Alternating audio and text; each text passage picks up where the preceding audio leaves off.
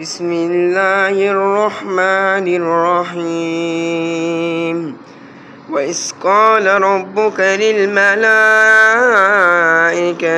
إني جاعل في الأرض خليفة قال أتجعل فيها من يفسد فيها ويسفك الدماء ونحن نسبح بحمدك ونقدس لك قال إني أعلم ما لا تعلمون